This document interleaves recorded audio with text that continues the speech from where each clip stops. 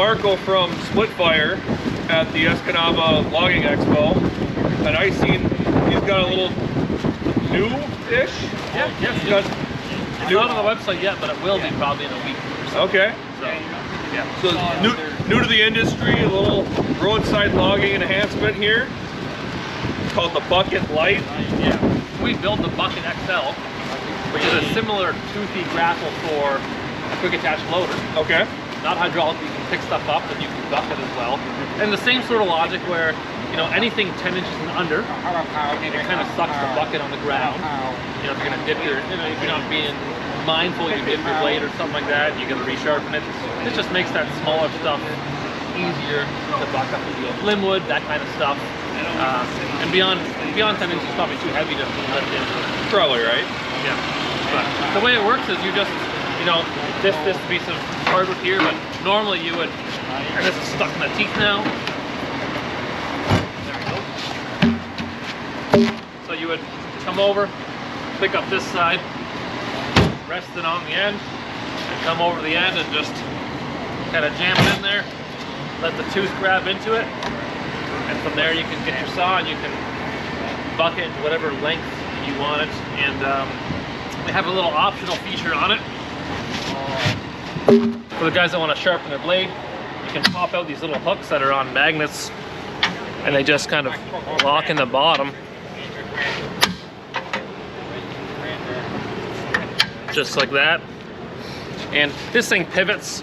It actually has a locking pin down here, so you can lock it in position if you wanted to, and then you can just take your chainsaw, stick it in, and pinch and pinch, just like a saw vise. So you want to sharpen your chain, you can do that. So, you know, just kind of something a little weird, works really good, and makes, you know, working kind of small stuff a little easier. So something you'll see online, Amazon maybe, and trying to keep the price down. It'll come as a flat pack. Really simple little tool, make it a little easier. How much does it go for? $199 USD. You have them available here? At the show? Yeah. No, this is the only one we brought with us today. So You're gonna have them at Paul Bunyan? we will have them at Paul Bunyan, absolutely. So.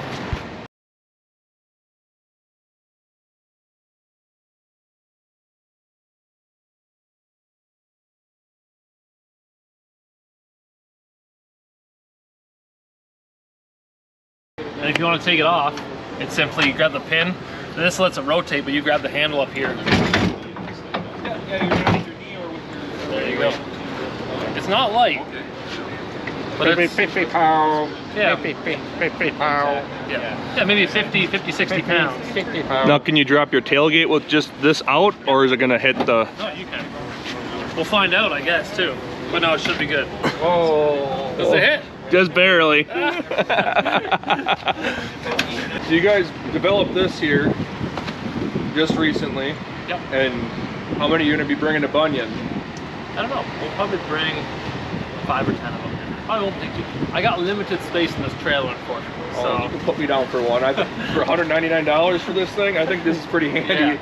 Yeah. So we're still going to develop some different mounting options and stuff like that for it, because not everyone will want to put it in a hitch receiver. But yeah, we'll see. We'll see how many people will buy or what the demand is, and we'll kind of base how many we bring off of that. So, but yeah, pretty cool little tool. Hopefully people will be interested, and you gotta get there right away on, was it Thursday? Is it Friday? No, it's a Friday. Yeah. Get there right away Friday and buy them before they sell out. Yes, exactly. 100%. Along with the 1165, that seems to be a continuous problem. So, all right, so here we have the Splitfire 1165. Now, this has been a pretty popular little machine for us, and we never really designed it for the Firewood guys, specifically for bundled firewood. We made it for residential cottagers, which is why it's so compact. You know, stick it in the corner, put it away. So we had a lot of firewood guys pretty early say, man, cycle time, price is reasonable, and they latched on it. Now we have quite a few more orders than we initially thought we'd have for this machine. And you know, a lot of people ask, like, pretty off the hop, it's only 7.5 tons. It's not a lot of power, pretty small cylinder, but you'd be really surprised with the slim wedge, what this thing can work through. So, you you know, we always push people and say speed is oftentimes better than power. You can split a chunk of wood with an axe. You don't need 32 tons to split it either, sort of thing. Unless it's like twisted elm or something that's really stringy, really tough, you might need more power.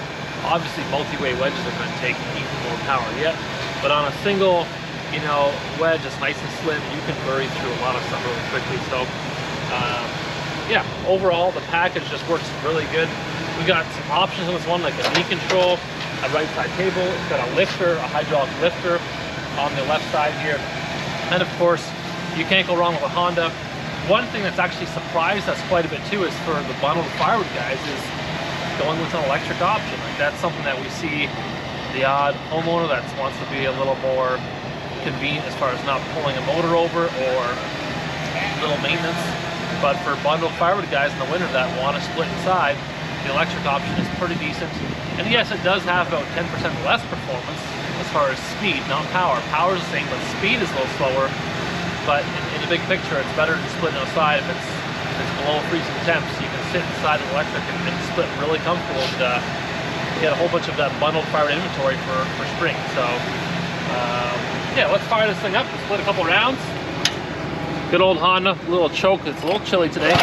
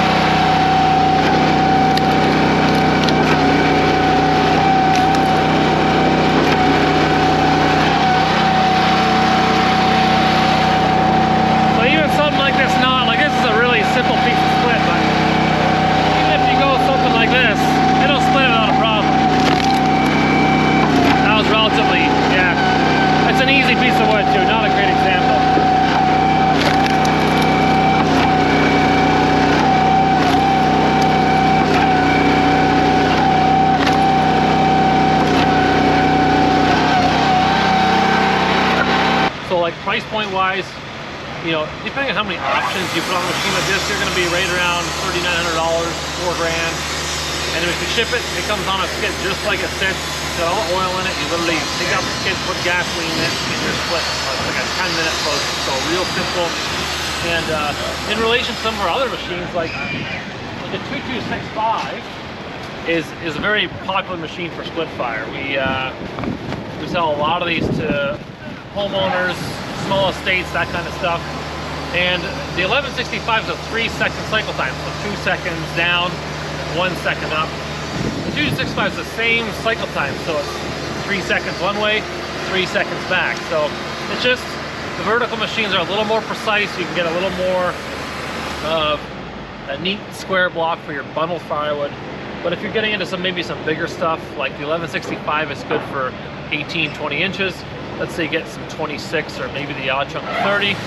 2265 will still split it, and but that's really the max you're gonna get into. And of course you get into your 3,000 and 4,000, your 22 tons and your 32 tons.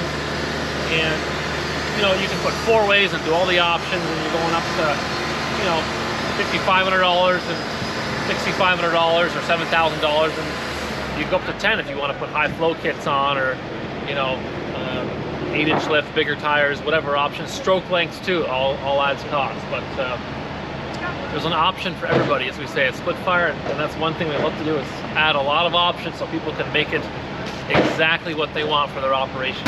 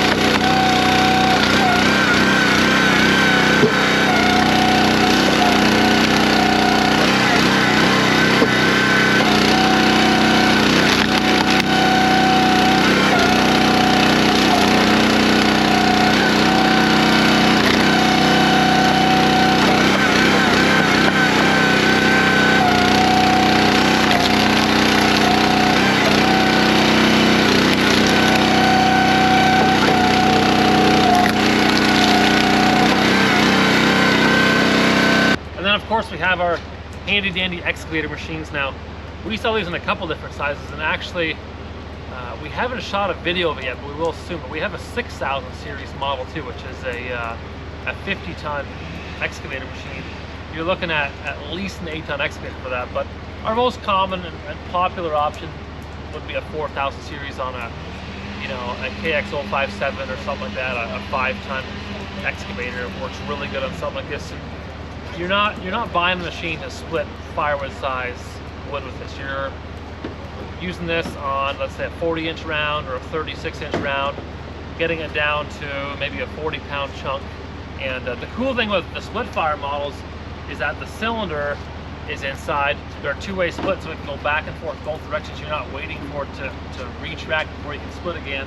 And you can bump and you can push stuff around without ever having to worry about damaging a cylinder hanging below, like other models on the market. So that goes for both our skid steer and our excavator machines. The Splitfires are unique like that. Everything's internal, so you do not have to be concerned about damaging any internal components on something like this. So really neat setup, and surprisingly popular. People love it because you can sit in the cab on a rainy day and split all of your big stuff without having it wet, and it's pretty convenient. So. And you got your 3-point here? Yeah, 3-point hitch. I mean, we've been building 3-point machines for the business has been almost 45 years old this year.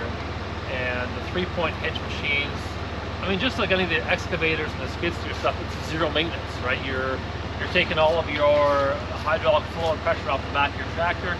And, the biggest problem we see with, 3-point stuff is the flow and the pressure.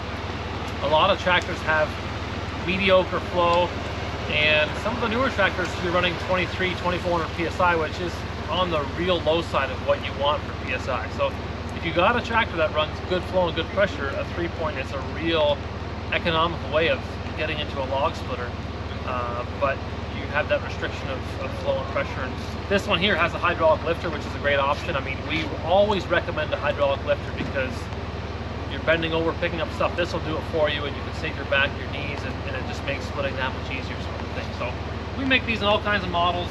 But the 3203 we've built we've built so many of these, and even a couple guys at the show came today and said they had ones that were 20 years old and are still working perfect. So we've made some small tweaks and changes just to improve them, but there's only so many things you can do when something works so good already. So it's just like anything, a two-way splitter, and a real productive little thing that you can slap on the back of your tractor and get to work. So, all right, so here we have our 4090 chipper, and we've been making these for quite some time.